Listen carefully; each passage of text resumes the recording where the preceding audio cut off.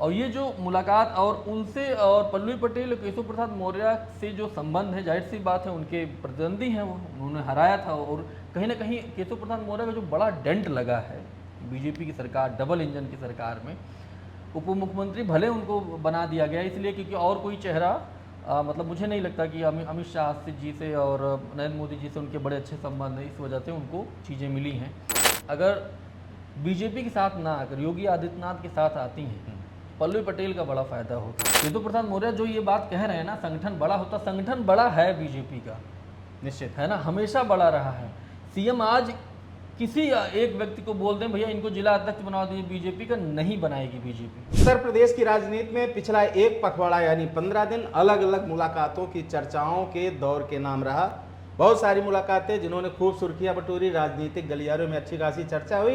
लेकिन इन चर्चाओं और मुलाकातों के बीच परसों यानी बुधवार को एक मुलाकात सीएम योगी से जिस व्यक्ति ने की, वो इस वक्त काफ़ी सुर्खियों में है। वो है पल्लवी पटेल, जो अपना दल की राष्ट्रीय कार्यकारी अध्यक्षा हैं।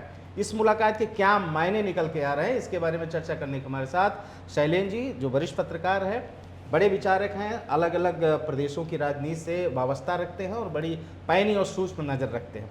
आइए बातचीत करते हैं, जानते हैं कि इस मुलाकात के दूरगामी परिणाम क्या है, मौजूदा स्थिति में जो इस वक्त राजनीति चल रही है उसके क्या हालात है। शैलेंद्र जी, पल्लवी पटेल की मुलाकात परसों हुई है योगी जी से। ये वही पल्लवी पटेल है जिन्होंने 2022 के इलेक्शन में केशव प्रसाद मौर्य को हराया था।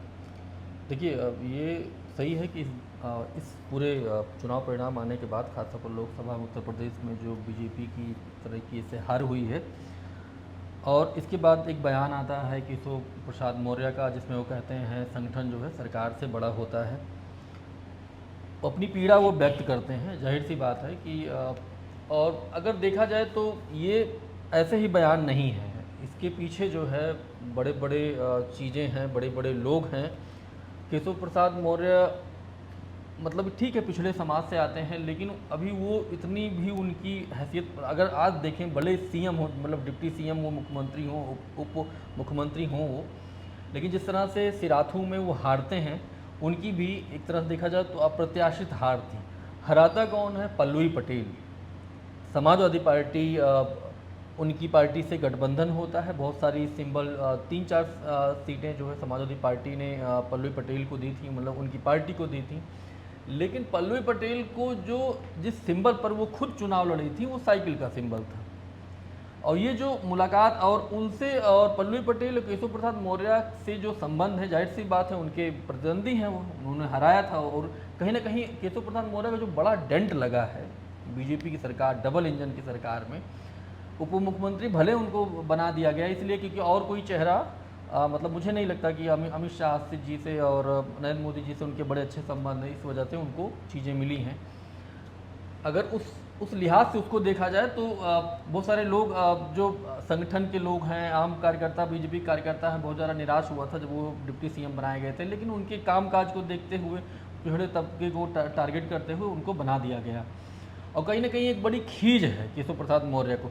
आप सोचिए सिराथू से चुनाव अगर जीत गए होते और यही आज की परिस्थितियां होती, तो जितना आप देख रहे हैं यूपी में जो खींचतान चल रहा है, इससे भी बड़ा बवाल होता। कहने के लिए तो पल्लवी पटेल की तरफ से ये कहा जा रहा है, अभी उनका कोई आधिकारिक बयान नहीं आया है।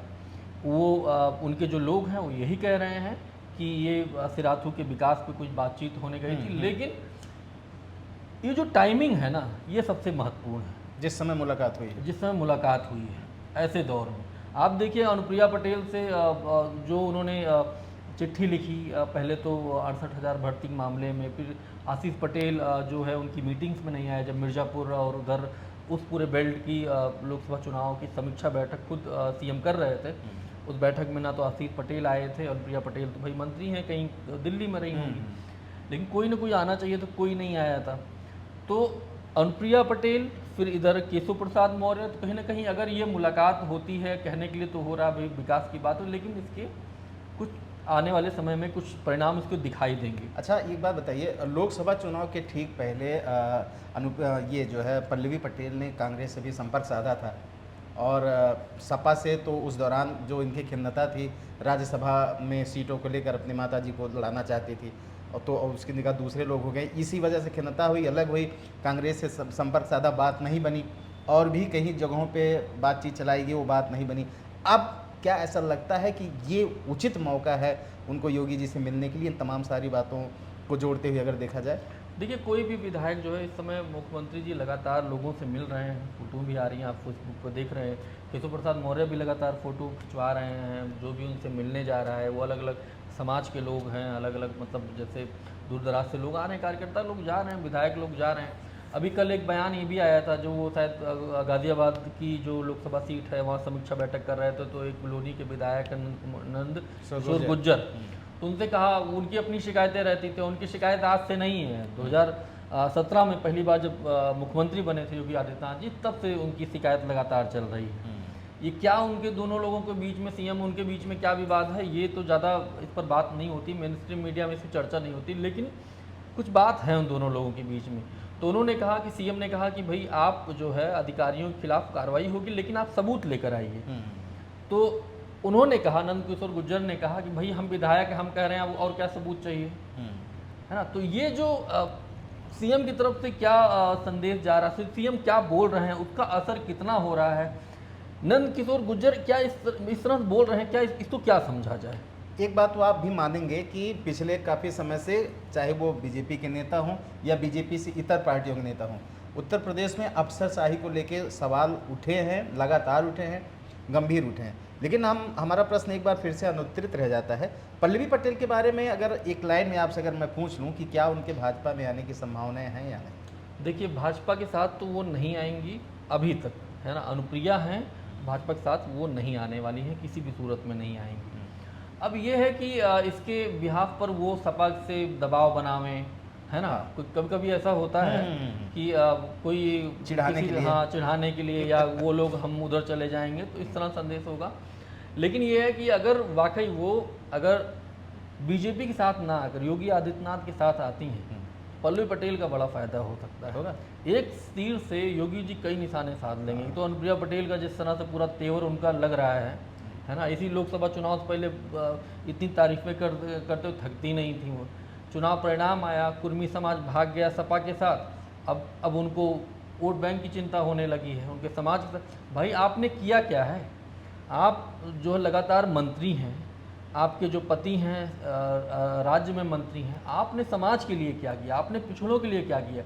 यह अनुप्रिया पटेल है, जब हम देखते थे इनको संसद बड़ा अच्छा बोलती थी, मंडल कमीशन की बात करती थी, ओबीसी की बात करती थी, माइनॉरिटी की बात करती थी। अब वो संसद में कोई उर्दू में शपथ ले रहा है तो उनकी शिकायत हो जा रही है, कह रही है अरे ये तो परंपरा नहीं है। कोई उड़िया में ले ले, भोजपुरी में ले ले, संस्कृत में ले ले, और अवधी में ले ले, तमिल में ले ले, उनको दिक्कत, उर्दू से उनकी दिक्कत हो जाती है। तो ये जो पूरा माहौल ऐसा बन रहा है ना, तो कहीं ना कहीं अब इसमें अनुप्रिया पटेल, अगर जब तक अनुप्रिया पटेल इनके साथ में है तब तक पल्लवी पटेल नहीं आने वाली है। ये बात अलग है कि हो सकता है कि पल्लवी पटेल की ये मुलाकात पल्लवी पटेल को थोड़ा सा फ़ायदा हो जाए और सीएम योगी को भी फ़ायदा हो जाए। चाहिए कि राजनीति असीम संभावनाओं का क्षेत्र है, कभी भी कुछ भी घटित हो सकता है।